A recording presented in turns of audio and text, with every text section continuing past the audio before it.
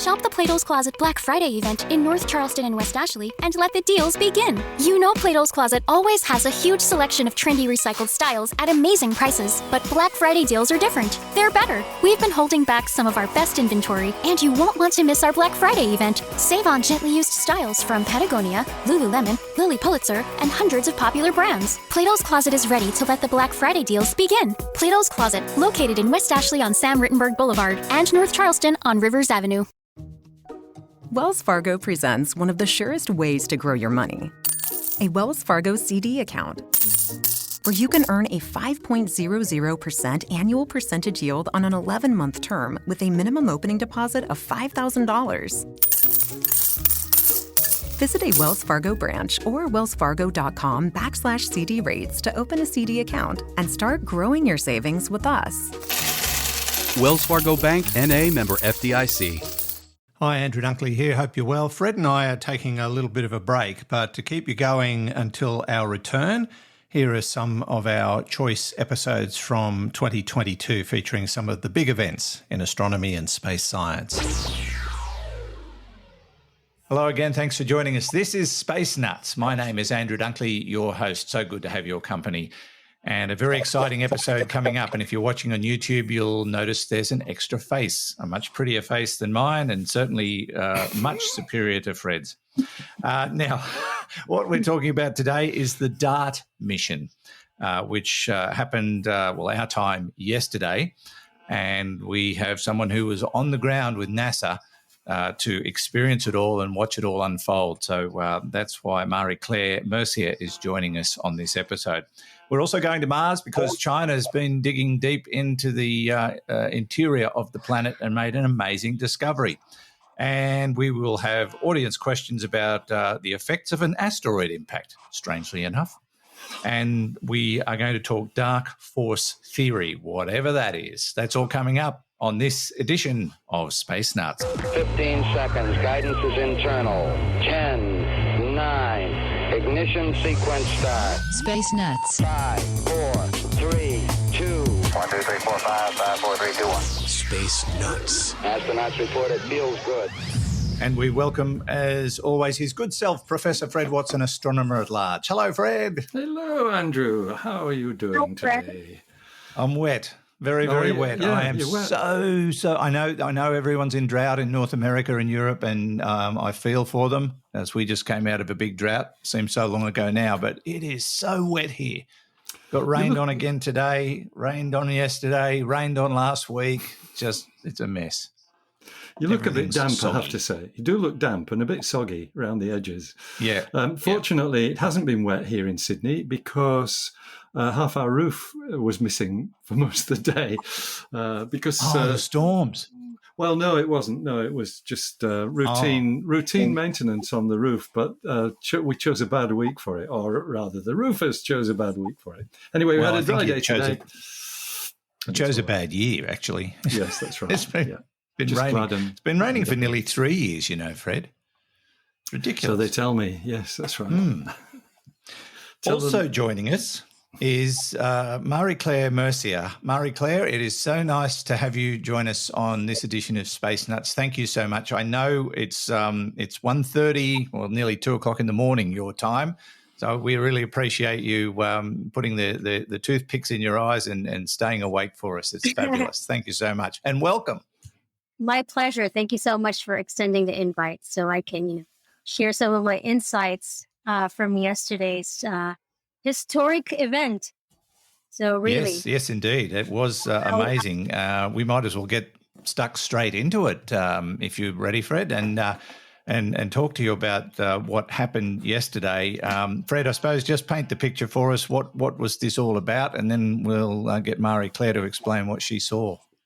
Yeah, the DART mission spacecraft launched back in November last year with a half-ton spacecraft that essentially hit an asteroid by the name of Dimorphos, which is a moon of an asteroid called Didymos. And the idea is to see whether that impact will have changed the orbit of Dimorphos around Didymos, because that might be one day the kind of thing that we need to do to deflect an asteroid that could be threatening our planet. And I'm going to stop there because we have an expert in the room with us who was there when that impact took place. Not in front of Dimorphos waiting for it to happen, but certainly in the control room, which is very, very exciting. Indeed, very exciting. Marie-Claire, just tell us how it all unfolded yesterday. How did you get to go in the first place? How did that happen? So I think we were. I just wanted to actually show you guys like my shirt. Oh, look at the T-shirt. From the Johns Hopkins Applied Physics Laboratory, so official part of the team. So how did it happen? Because I believe NASA, every time they do have a project or upcoming project, they try to extend the invite to social media influencers or science aficionados to apply to their slots. And it so happened, and it was last month. I remember it. I was browsing through my Instagram, and I was following, NASA account, Johns Hopkins APL, and there was a slot to apply. And I applied, and they got back to me a week after, telling me I got accepted, and the rest was history. Meeting everybody. Indeed, it was. Meeting everybody from NASA and the lead mechanical engineers and the project managers for the whole DART mission was just very exhilarating and remarkable. It was a big day too, wasn't it? I mean, you were there for 12 hours or something? Yes. Basically, we had a full day's agenda because what happened was we had to be there at 8 a.m. There's a lot of security check, very, very tight security. And not only we met the head of the Planetary Defense, Lindley Johnson, I met Dr. Kelly Fast, and a lot of different people, Dr. Thomas Zurbuchen, Dr. Bobby Braun from APL, and David Corelli, Lisa Bowman. And they also allowed us to have a tour of the full Johns Hopkins APL laboratories and different workrooms. And the funniest thing is that we were escorted by so many people because there are certain areas where you can take pictures, but most of the area is very restricted. Even when you're just walking in a hallway, regardless, the hallway is just plain, but there may be a scientist carrying a classified record or talking to another scientist carrying another classified record that record or take pictures. So it was like how we see it on movies. It felt that way when it comes to security. And Now, tell us about the experience itself. I know you did a few tours and you got to see a lot of the facility, but when it came to the crunch and you were in the room with everybody else watching this historic moment unfold, what happened? I did see some of your social media posts, so I got a bit of an insight into what was going on. But from my perspective, I got to watch it on a small screen computer at my radio station, and that's as close as I got. But for you, it was all big screen stuff by the look of it. It was. So basically, it's kind of like watching a real live Armageddon movie, unfolding right in front of me. And obviously there was a lot of, you can feel the tension and the pressure in the room because they have mentioned that at that specific moment, we don't know what Dimorphos would look like, whether it could be a donut-shaped asteroid or whether it just be a clumps of rocks floating in air. We don't see that until a couple of minutes before impact. So it was really like heart-wrenching to say until the final couple of minutes when the Draco camera was already showing at least that it's actually a denser, solid target. that we kind of like have. It almost looks spherical to me. It almost had a uniform shape about it. Yes, yes. So they even actually mentioned that we could actually miss the target. So that was also in everybody's, thinking that it could be a hit or miss. So we were just praying till the last seconds and minutes before impact. Now, what I'm interested to know is that from my perspective, watching on a little computer screen, I could see the main asteroid in the picture as DART was moving past it, and you could get a pretty good insight into what that particular asteroid looked like. But as we got to the moonlet, Dimorphos, it became more and more vivid. What was the picture definition like from your perspective? Because I was able to make out rocks and debris on the surface of the moonlet on a tiny little computer screen. How did it look to you? Well, how it looked to you guys is how it looked to us, but it just happened to be in a bigger screen. Yeah. Yes, because what happens is that DART is taking pictures in seconds before the impact. And obviously, once those, I think they needed at least 3 or 4 pictures because it's a suicide mission, basically. That whole satellite is going to be gone. So I think now that they're looking at the pictures, and probably it's going to be coming out in NASA available once the pixels and grains and everything that they fix after editing the pictures. But as how you guys see it, that's the same thing that we saw, just in bigger screen, just with people screaming in the command center and everybody just like. So describe those last moments as the spacecraft was about to hit. How did it feel where you were? How did the people respond? How did those that were in control until those last couple of minutes, how were they reacting to the whole situation? Everybody, actually, the moment that we saw how Dimorphos looked, we were already like, okay, yes, come on, hit it. So it's basically kind of like... It's not a donut. We're not going to go through the middle. We're not going to go through the donut shake. So thank God. Okay, all right, one more minute, a couple more seconds, and here we go. And everybody just started screaming and shouting, and like a moment of really relief that years worth of dedication has finally come to an end. But basically, they were able to hit the target. Yeah, I heard that the miss margin was like 17 meters, so they were pretty close to hitting exactly where they aimed, which is fabulous. Yes.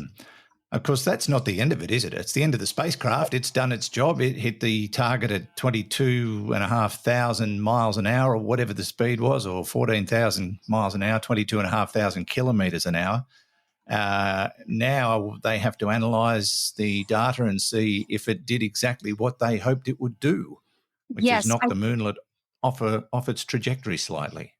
Indeed. I believe the European Space Agency is also going to have a follow-up project to see the after effect of the impact. So yeah, probably I have heard they're possibly going to send another craft out at some stage. That's the plan I heard. It's called HERA. HERA. Yeah, I knew you'd know, Fred. Yes. Yeah.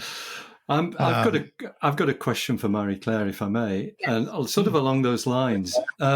So DART was accompanied during that suicide mission by a little CubeSat called LissiaCube, which is an Italian spacecraft, which was there to sort of film what happens. I think it followed the DART's spacecraft by about 3 minutes. So the impact itself may well have been recorded by the LissiaCube. Do you have any inside information about when we might see the images from that? That will be still classified until they they put it out. We actually had Yeah. a press conference afterwards with the whole team for DART, and they have mentioned that with the Lisa Cube that they have to look at the pictures first and then study the data of the recording before they put it out in public. Yes. So, yes. Okay. I did see something online today, which I don't know if it was a telescope or something, but they did show a sort of an image of the moonlet as it got struck, and there was some kind of plume that came off it as the impact happened. But I don't know if that's real. It looked fairly genuine to me. Yeah, I think ground-based telescopes were actually observing, but this thing's 11 million kilometers away. Yeah, and it seemed a bit odd to me, but yeah. But anyway, it might be real. Who knows? What I heard was that the Lycia Cube images might be released towards the end of this week. So that sort of ties in, Marie-Claire, with your insight there about that. I would assume they're being processed by the Italians because it's an Italian spacecraft. Okay. Yeah. We've had a question come in from YouTube asking how long it'll be before we get the results. My understanding is days, possibly weeks. What's your understanding, Fred? Oh, in terms of the orbit, it's a question of, Dimorphos goes around Didymos once in 11 hours, roughly, if I remember right. It might be nearly 12 hours, actually, I think. And so that's quite a short orbital period. And there should be an immediate effect with this acceleration. The hope is that it will shorten the orbital period. I think that the hope is that it will actually knock several tens of minutes off the orbital period, but I think the mission's counted as a success if it knocks 10 minutes off the orbital period. So those results, they might take a while to come, but yes, I would guess certainly within weeks we should have some really good insights into that. What about, do you know any more, Marie-Claire, on that? On that, I that's what I heard too. In a couple of weeks, that okay, good. Yeah. I got some feedback on that image I saw of the impact plume, and we're being told it was in fact a ground-based telescope in South Africa that took those images. So it looks like they did actually get vision of the impact from a ground-based telescope, which is extraordinary. It's a pretty good. If it was a fake, it was great. Obviously, it's not. It really was filmed. So that's fabulous. Anything you'd like to add in conclusion, Marie-Claire? All I can say is wow. Now that's another thing. That's a signal that. No, basically, I'm kidding. The DART mission is the first planetary defense with deflecting an asteroid using a kinetic impactor, because there are other different methods of deflecting other hazardous celestial bodies, but this is the first time that we're actually doing it in history. So we made it, like we were able to also witness this. So this is something that is spectacular. And hopefully we don't have to experience that in real time to be doing that. But just the mere fact of being able to send out a test shoot like that is truly remarkable in science innovation in history. It is quite so. And as NASA said, if we do nothing, something's going to whack into us one day. So yes, we do need to look at options when it comes to defending the planet. And the other options that have been talked about in the past are gravity tractors, which would need decades to be effective. So we wouldn't have that much notice, I wouldn't think, in some circumstances, and they might not work well on very big objects. The other option is nukes. And I think, Fred, you and I have talked about the nuclear option before, and it has its own limitations. It would be a last resort rather than a first option, because if you hit a rock and blow it to smithereens, that's fine, but then you might be showered in dozens and dozens of rocks, which is an even worse situation to face. So the deflection option sounds like it's probably the best bet going forward, and we wait with bated breath as to whether or not they've succeeded. Sorry, go on, Marie-Claire. Go I'm ahead. so sorry. If you actually, I just wanted to mention that there is this. We had the opportunity to see a private viewing of this documentary called Asteroid Hunters.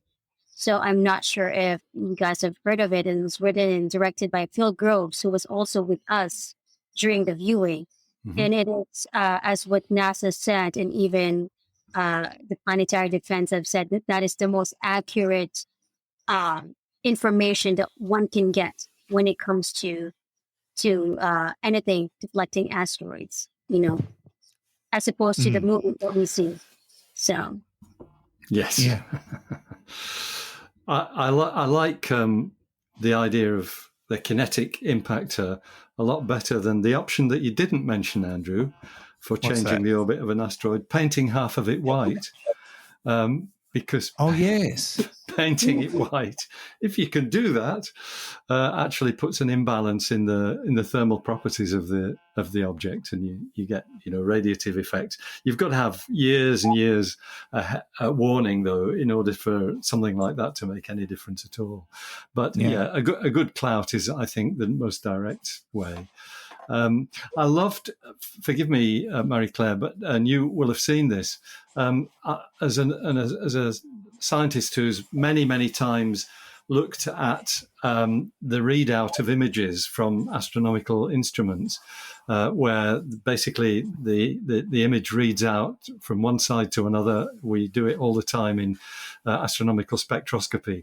But I loved that final image from DART, where the readout started but then stopped. And so we just got the top, the top segment of the image showing the surface of Dimorphos and then nothing, which told you unequivocally that the thing had done its job and been blown to pieces by the impact. Yeah. Exactly, because it went red afterwards. Yes, I saw the red, yeah. Yeah, me too, yeah. I think people should be able to watch the video if they haven't already seen it on various online platforms and on the news. But they should be able to go to the NASA website and look it up and watch the video of it, because it's worth watching. I didn't realize I'd get so excited watching it, but I got caught up in the moment as it got closer and closer, and my eyes just went wider and wider, and finally, boom, gone. LOS, I think is what they said. You were watching history being made, Andrew, as Marie-Claire said. Indeed. It's a historic moment. Yeah. Indeed. Marie-Claire, thank you so much for staying up in the middle of the night after flying back to your home after such an amazing day at NASA to watch the DART mission. We so appreciate it, and we were glad we could link up with you and have a talk about it. Thank you so much. Yes. Look, you're welcome to stay and watch the rest of the show, or you can tuck yourself off into bed. It's up to you. Okay. Yes, You thank go you to so bed. much. Thank you so much, Andrew and Fred. And, I can't wait to listen to this session for the next one. So, again, thank you so much. It's an Very honor good. speaking to you, Andrew and Fred. Thank you so much. Have a good one. No, it's been a pleasure, and I just want to say thank you so much for making yourself available in the wee small hours, and stay safe. Thanks so much. Yeah. Likewise. Keep up the good work, Marie-Claire. Keep up the good work. Thank you so much. Thank you so much. I appreciate it. And I appreciate you guys just, doing what you guys love and sharing everything to us. It's something that I look forward to listening every week. Thank you. We appreciate it. And we'll talk again soon. Definitely. Sleep tight. Thank you so much. Have a good one. Bye-bye. Okay. Bye. Bye, Marie-Claire. Thank you. And this is Space Nuts with Andrew Dunkley and Professor Fred Watson. Roger, you're loud and clear here also. Space Nuts.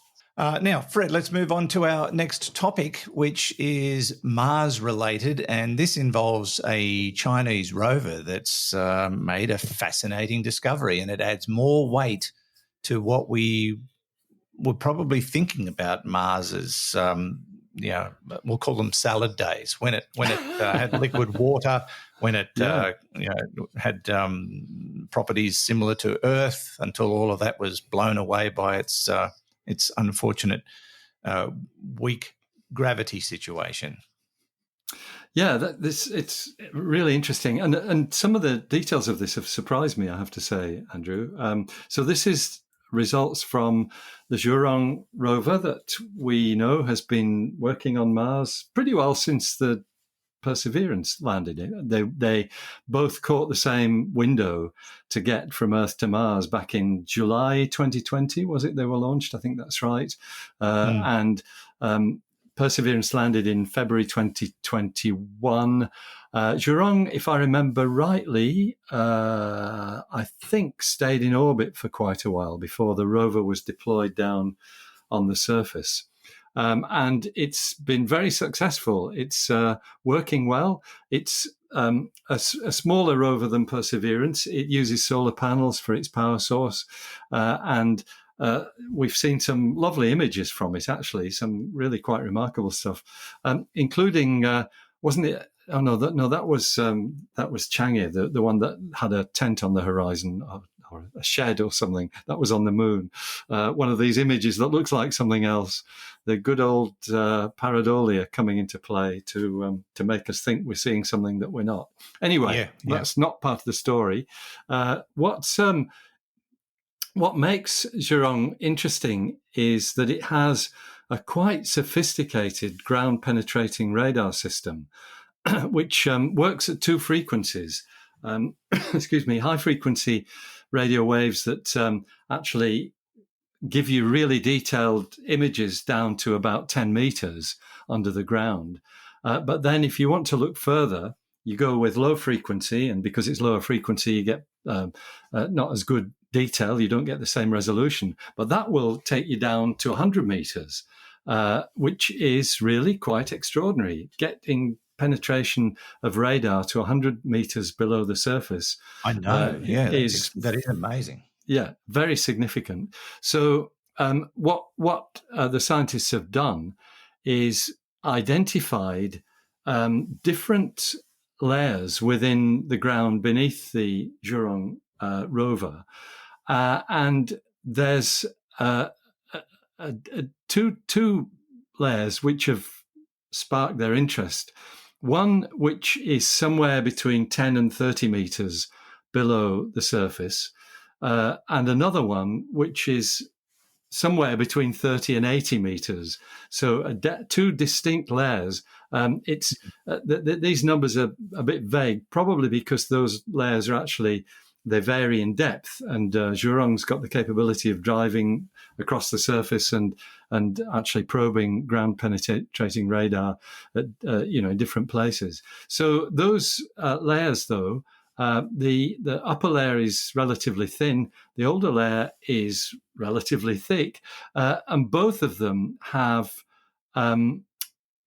probably reflections that speak of large boulders, which are sort of down at the at the base of whatever layer we're looking at, with smaller boulders settling on top. And this is being interpreted as the possible result of flooding that was actually really quick. What one news outlet has described as catastrophic flooding. So something that took place really quickly. And what they do is they identify these two layers with two flooding episodes, which the lower one was probably in the region of 3 billion years ago, maybe a little bit earlier than that, in fact. Something like, the time that we think Mars was a warm and wet world. That's looking back to the era when we think those ocean sediments were laid down in the northern hemisphere of Mars, and probably when the flooding was taking place at Jezero Crater, which is where Perseverance is. And I should mention that the Jurang rover is actually in a region called Utopia Planitia, which is basically a huge plain area, not that far actually from Jezero Crater, where Perseverance is, but certainly too far for them to meet up and shake hands or whatever they do when you're a rover. So that 3 billion year old sediment is kind of what you'd expect. But then the upper sediment is suggested to have been created by a flood only 1.6 billion years ago. And that is much more recent, of course, in Mars's past. And it's outside the region when we think liquid water existed. And so something's happened at that time.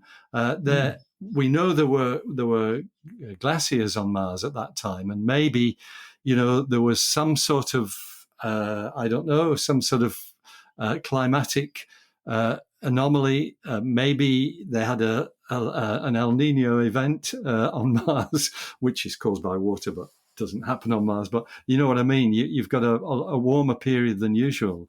And so perhaps some glacial melting, which gave you this flood and deposited these boulders in the region underneath Jurong only 1.6 billion years ago. So that's really interesting interpretation. Now, this all comes with a caveat, because with the equipment that the Chinese rover has got, you can't separate or you can't distinguish between sedimentary material, which is stuff deposited by water, or lava, which is not stuff deposited by water. And in fact, we've recently seen some results, which I think came from Perseverance's radar detection, because Perseverance also has subsurface radar, which showed that maybe Jezero Crater itself has a layer of lava underneath it, underlying it. There's quite a lot of really interesting stuff coming out about this at the moment, not with this inability to distinguish between sedimentary rock and basaltic rock, lava, or igneous rock.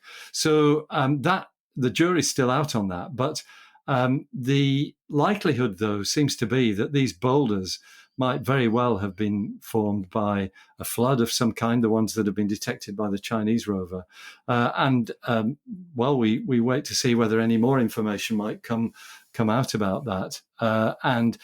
It is even possible that there is ice underneath there as well. The authors of the work say that they can't actually eliminate that possibility, that there might be salty ice underneath the surface.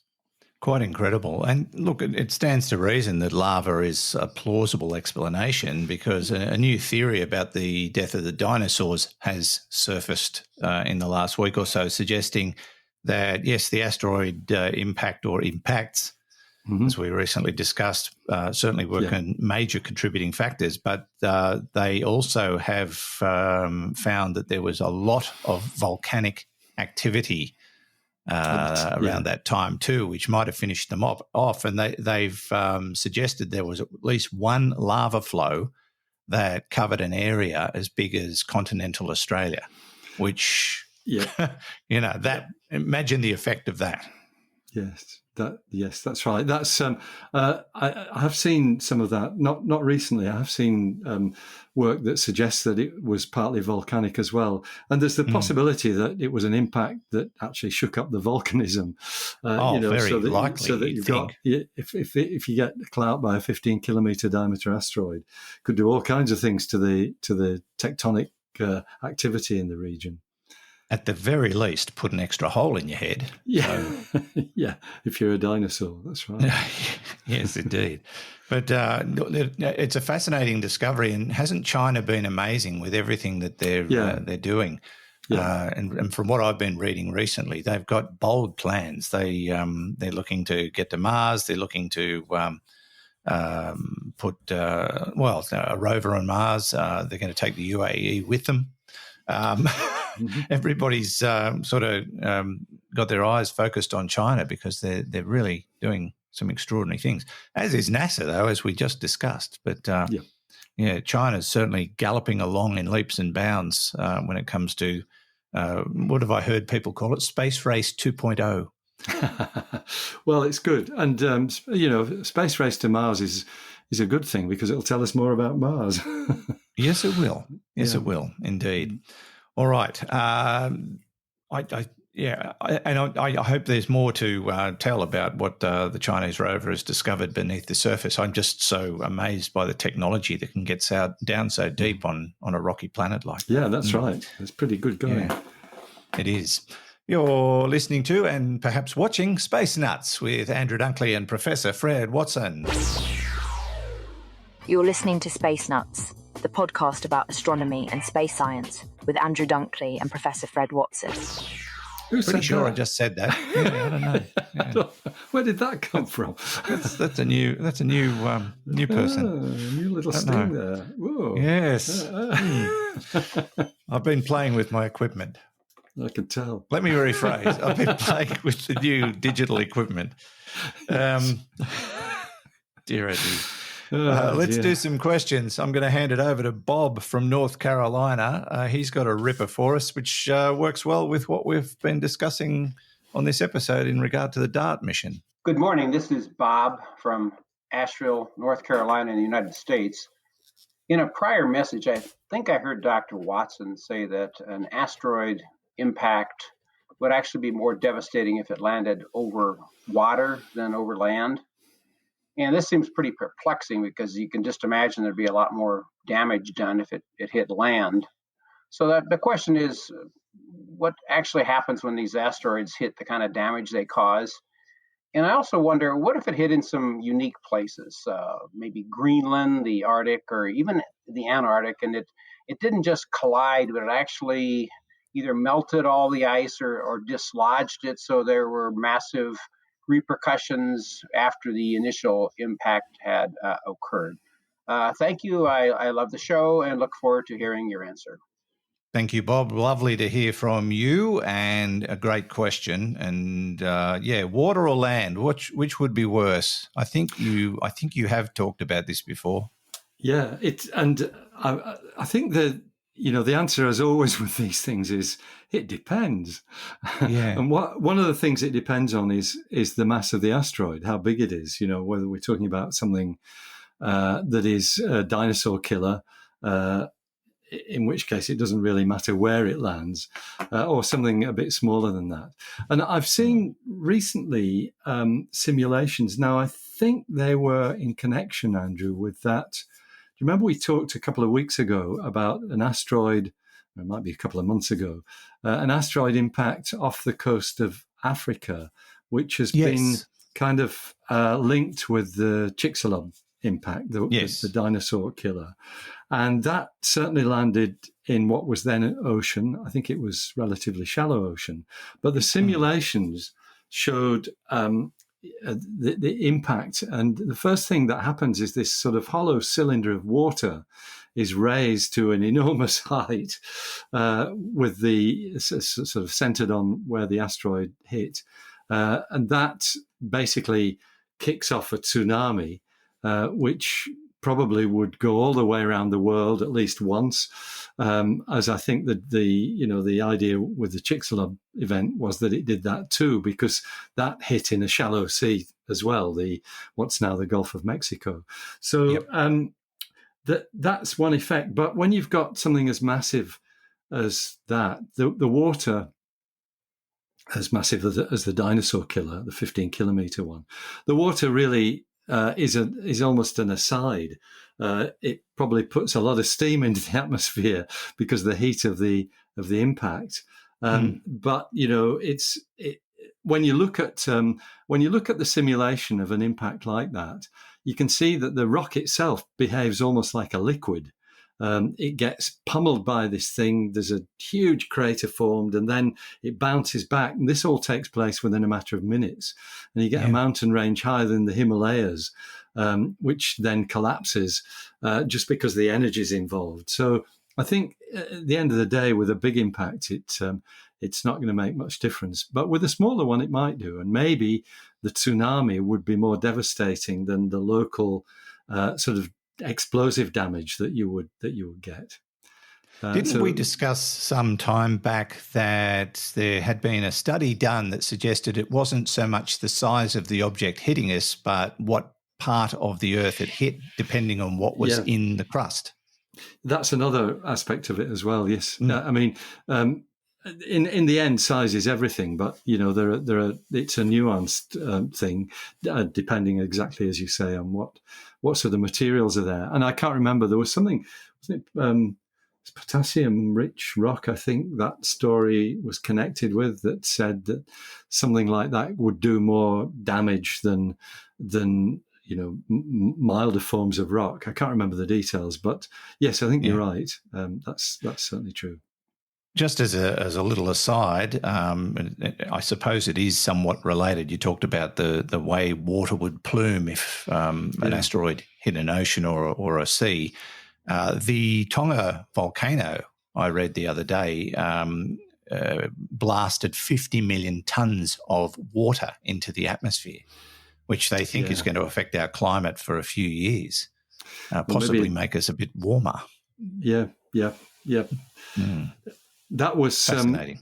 It's certainly that explosion was, it was comparable with a reasonable sized asteroid coming in, sort of maybe 50, 60 meters or something like that. So, I mean, technically speaking, we got to experience the effect without the total destruction of the planet. Although it was pretty devastating for the locals, which they're still coming to grips with. Yeah. Thank you, Bob. Lovely to hear from you, and a terrific question given what we've been seeing from NASA this week. And now, look, I hope I got your name right. I'm not sure. I think it's Boz in The Hague. And this is a fascinating question that we're going to have a bit of a talk about. Hey, guys. This is Boz from The Hague in the Netherlands. I love the show. Couple of questions. I've been reading the Three Body Problem trilogy by Cixin Liu. And in recent episodes, you guys were talking about the Drake equation and Dyson spheres and the James Webb Space Telescope, making all these exciting discoveries on exoplanets. But I've been curious. First of all, do you guys know about the dark forest theory, his second book, but also the theory that comes along with it? And if you do, I'm really curious what your guys' opinion is about that theory. And third, final question is, with the James Webb Space Telescope making all these fascinating, beautiful discoveries, should we actually be looking for extraterrestrial life, or is that something that might even be a danger to our civilization and humanity and stuff like that? Once again, love the show. Would like to hear from you guys. Keep up the good work. See ya. Thank you. I hope it's Boz, but thank you anyway. Lovely to hear from you. Hope all is well in The Hague. One place I didn't get to visit while I was in the Netherlands about 4 years ago, but maybe I'll get back there one day. It's a lovely spot. I believe so, yeah. I mean, we only hear about it in the news from time to time for all the wrong reasons. Well, there's a really good reason why we should talk about The Hague, and that is that it was in The Hague on, I think, the 23rd of September, 1608, that the telescope first appeared in the historical record. And Marnie and I went there on the 400th birthday and celebrated with a cake that was made for us by the cake makers to the Dutch royal family that had a chocolate telescope on top. We had a party with all our tour guests there back in 2008 to celebrate the 400th birthday of the telescope. Yeah, it's a great spot. Some fantastic history there.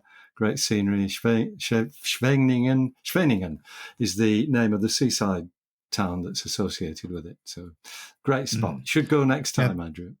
I should indeed, yes. I'd love to.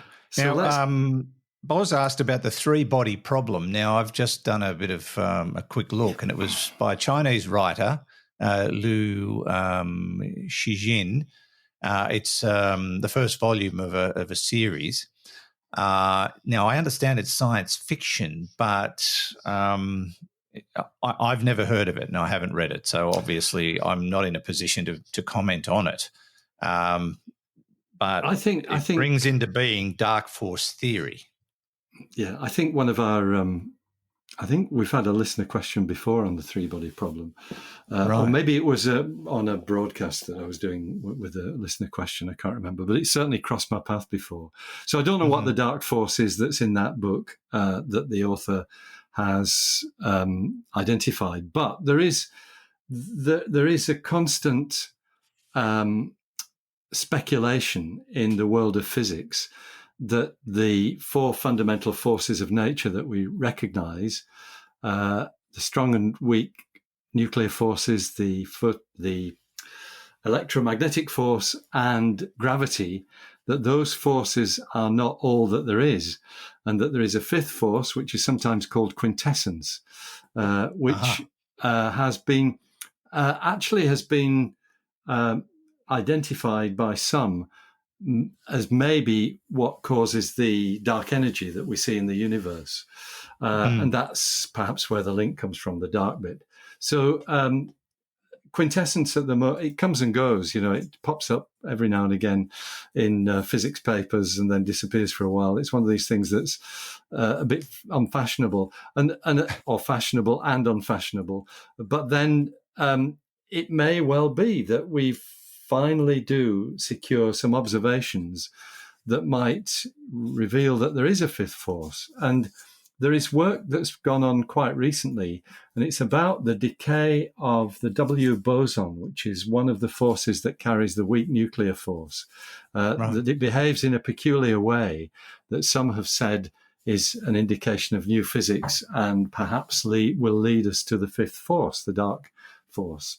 So there's work going on with that, and I probably should be more across it than I am. But it does come and go. As I said, it's a bit like fashion. It suddenly we're all talking about quintessence, and suddenly we're not anymore. But it has been linked as a perhaps a source or reason for the dark energy that we believe is what's causing the universe to expand ever more rapidly. So those two, I think, are linked together. Yeah. So now the third, was there more, or do you want to go to the third? No, I was going to move on to the next bit. Right. Yeah. Should we look for ET? Well, yes, we should. As long as I agree. As long as we, because looking doesn't actually make us dangerous. It doesn't bring us. It doesn't put us at any higher risk than we are already from ET finding us, because we as a species have advertised our presence for a long time, not just by radio waves, which are emanating in a sphere in space, which is now something like probably 140 light years in diameter, if you count the first high-powered radio signals in the 1930s as being when we became radio bright in the universe. There's that, as well as the fact that the Earth is fairly bright in the visible spectrum as well, because of all this light pollution that comes from cities, which are easy to detect. So we're already advertising our presence, and there isn't.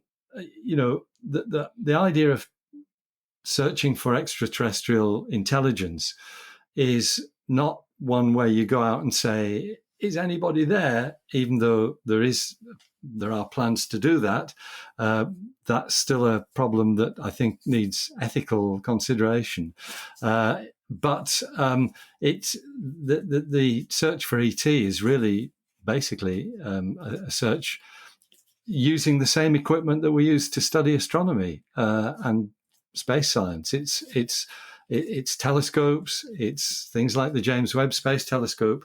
It's not sending things out there, although there are probes out there. Of course, the 5 spacecraft that are leaving the solar system, they're also markers of humankind. So we've already done it. We've already advertised our presence. So what we're doing now in terms of looking is not necessarily dangerous.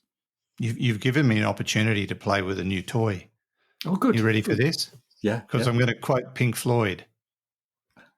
Is there anybody out there? You like that? That's very good. Yes, you were perfectly in sync there. Very creepy. The answer might well be no, but that shouldn't stop us from looking.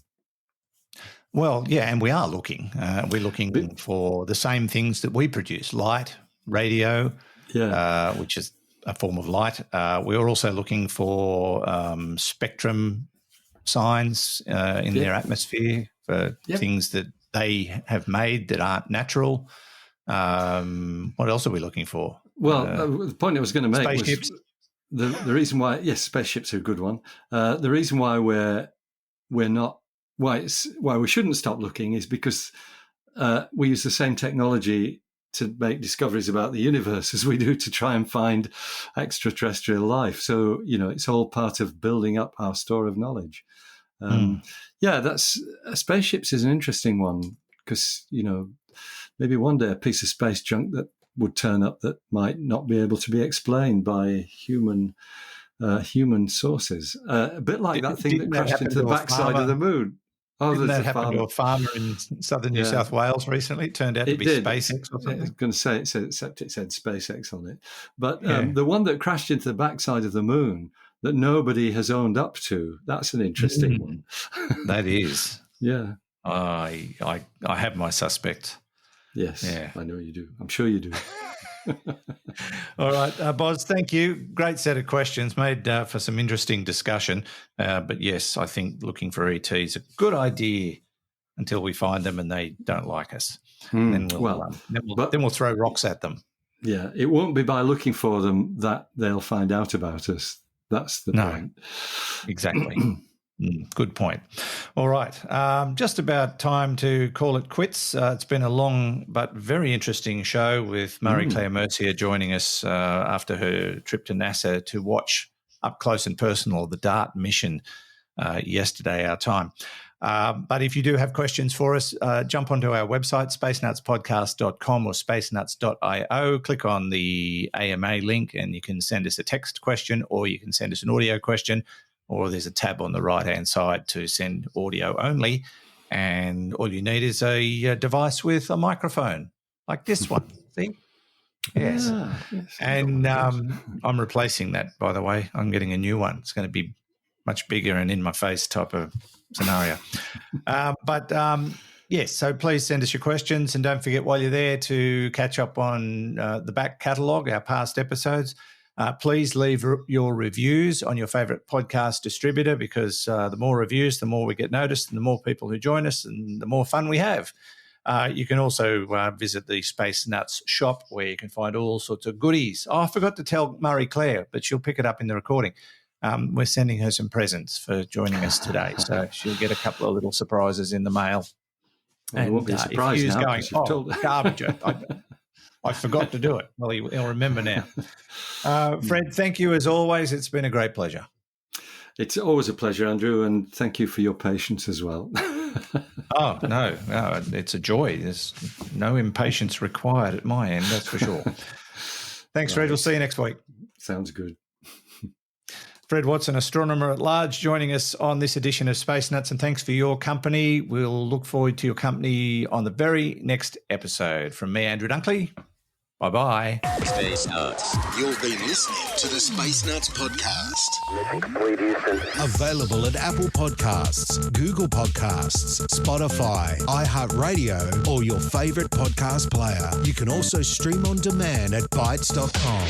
This has been another quality podcast production from Bytes.com. And farewell to our live audience. Thanks for joining us. We'll catch you again on the very next episode, whenever that will be. We've yet to decide. We're about to do that. See ya.